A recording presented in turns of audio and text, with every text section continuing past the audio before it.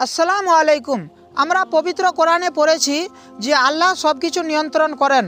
আল্লাহর হুকুম ছাড়া গাছের পাতাও পর্যন্ত নড়তে পারে না। আমরা এটাও পড়েছি যে আল্লাহ পাক আমাদের তাকদির আগে থেকে লিখে রেখেছেন। এখন আমরা যে চুরি, ডাকাতি, ধর্ষণ ইত্যাদি সব কাজ করি, এসব তো আল্লাহর ইচ্ছাতেই হচ্ছে, এতে আমাদের দোষ কোথায়? আল্লাহ যখন আমাদের তাকদির আগে থেকেই লিখে রেখেছেন, আমরা নামাজ রোজা করব কেন? তাকদিরে যদি জান্নাত লেখা থাকে তাহলে আমরা এমনি জান্নাত পাবো, আর জাহান্নাম লেখা থাকলে আমরা এমনি জাহান্নাম পাবো। তাহলে নামাজ রোজা আমরা করব কেন? এ সকল প্রশ্ন ডাক্তার জাকির নায়ক এবং বিভিন্ন ওলমায়ে কেরামগণদের জিজ্ঞাসা করা হয়েছে। এ সকল প্রশ্নের উত্তর যদি আপনি জানতে চান তাহলে অবশ্যই ভিডিওটি না টেনে শেষ পর্যন্ত দেখে যাবেন। সর্বপ্রথমে তো প্রিয় ভাইয়েরা, তাকদিরের কথাগুলো আমাদেরকে বিশ্বাস করে নিতে হবে।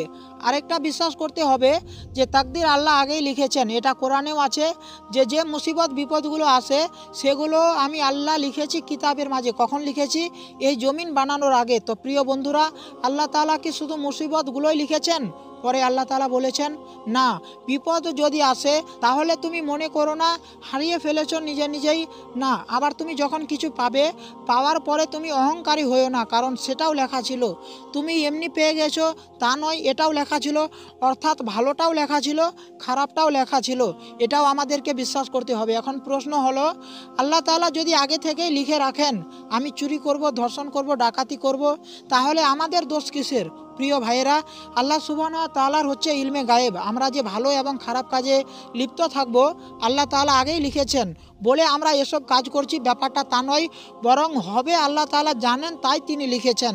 এটা একটা অংশ। কিছু কিছু বিষয় আছে আল্লাহ তাআলা লিখেছেন হয়েছে, এটাও একটা আছে। যেমন মৃত্যুর সময় আল্লাহ লিখেছেন তাই মানুষ মরবে। আবার মানুষের কিছু কর্ম আছে আল্লাহ যদি নাই লিখতেন মানুষ তো করতো।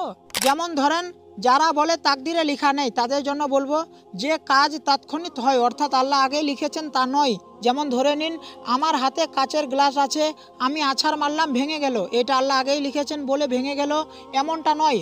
আমি আছাড় মারছি, এটা ভাঙবে, আল্লাহ তখনই লিখেছেন। এখন যদি তাকদির আগে লেখা নাই থাকতো তাহলে কি আমরা কাজ করতাম না? ধরে নিন আপনার পিপাসা লেগেছে, তাকদিরে লেখা নাই আপনি জল খাবেন, তাহলে কি আপনি কখনো জল খাবেন না? এতে বোঝা গেল আল্লাহ আগেই লিখেছেন বলে আমরা এমনটা করছি তা নয়, বরং আল্লাহ আগেই জানেন বান্দা এমনটা করবে তাই তিনি লিখেছেন। তো বান্দা যেহেতু এটা করবে আল্লাহ জানেন, তো সুতরাং কৃত কর্মের জন্য বান্দার তো দায়ভার থাকবেই। সাহাবায়ে কেরাম যখন এই আল্লাহর বাণীগুলো শুনেছেন তখন আমাদের মতো সাহাবারাও প্রশ্ন করেছেন, হে রাসূল, তাহলে আমরা ভরসা করেই বসে থাকি, তাকদিরে যা লেখা আছে তাই যদি হয়, তাহলে নামাজ কালাম তো পড়ার দরকার নেই।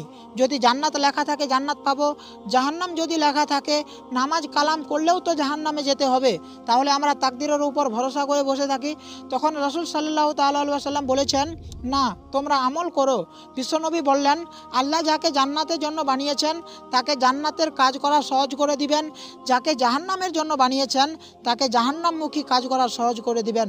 সুতরাং তোমরা আমল করে যাও। প্রিয় ভাইয়েরা, আরেকটি বিষয় হলো তাকদির দুই প্রকার, একটা মোবরাম আর একটা মুআল্লা। একটা পরিবর্তন হয় না আর একটা পরিবর্তন হয়। দোয়া করলেও তাকদির পরিবর্তন হয়। এজন্য তো আমরা বলি আল্লাহ আপনার রিজিক বাড়িয়ে দিক, আল্লাহ আপনাকে সুস্থ করে দিক। তাহলে যদি সব কিছু ফাইনাল থাকলেই তাহলে দোয়া করার দরকার ছিল না। তাহলে বোঝা গেল তাকদিরে সব কিছু আল্লাহ লিখেছেন, কিন্তু পরিবর্তন তিনি করতে পারেন। তাই পরিবর্তনের দোয়া আপনি করবেন, আমি করব। এখন পরিবর্তনের দোয়াও করলাম না আর আল্লাহকে দায়ী করলাম, সেটা তো হবে না। কর্মের মাধ্যমেও পরিবর্তন হয়। কাজ করবেন, আল্লাহ পরিবর্তন করে দিবে। তাকদিরে লেখা আছে আপনি ভাত খাবেন, তো আপনি বসে থাকেন, রান্না করিয়েন না, হবে না। তো এই তাকদিরটা আবার কাজের মাধ্যমেও আসবে। প্রিয় বন্ধুরা, আল্লাহ পাকের পবিত্র কোরআন রয়েছে, রাসূল সাল্লাল্লাহু তাআলা আলাইহি ওয়াসাল্লামের হাদিস রয়েছে, কিন্তু আমরা এগুলোকে না মেনে চুরি, ডাকাতি, ধর্ষণ, বিভিন্ন পাপ কাজে লিপ্ত থাকব আর আল্লাহকে দায়ী করব, এটা কিন্তু হবে না।